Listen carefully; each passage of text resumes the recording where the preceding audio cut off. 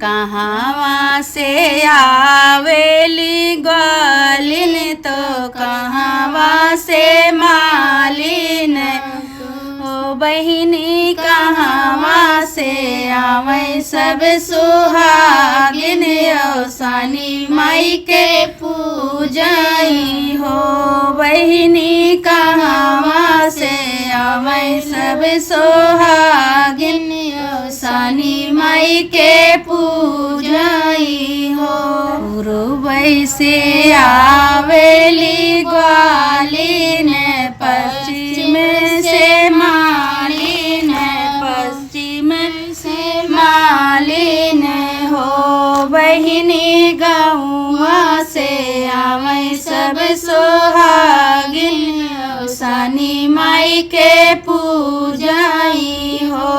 बहिनी गौवा से आवे सब सोहागिन औसानी माई के पूजई हो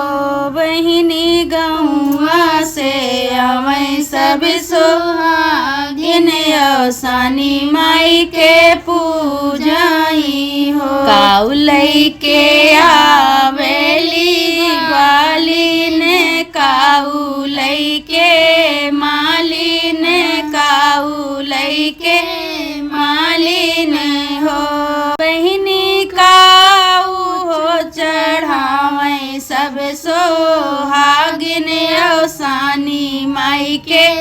पूजई औसानी माई के पूजई हो बहिनी काऊ हो चढ़ावे सब सोहागिन औसानी माई के पूजई औसानी माई के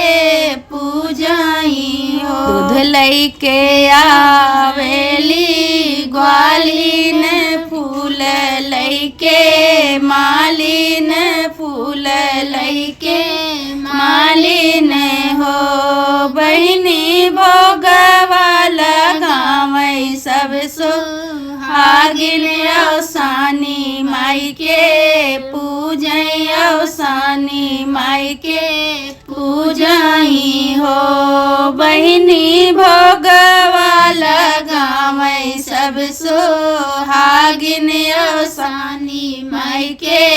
पूजई औसानी माई के पूजई हो काऊ जे पई हई ग्वालिन तो काऊ जे मालिन जो काऊ जे मालिन हो बहिनी काऊ जे पई है सब सोहागिन औसानी माई के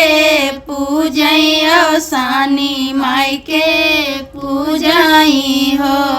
बहिनी काऊ जे पई है सब सोहागिन औसानी माई के पूजई औसानी माई के पूजई हो दूधवा जे पई हई ग्वालिन पुतवा जे मालिन पुतवा जे मालिन हो बहिनी सुहागवा जे पई है सब सोहागिन औसानी माई के पूजई औसानी माई के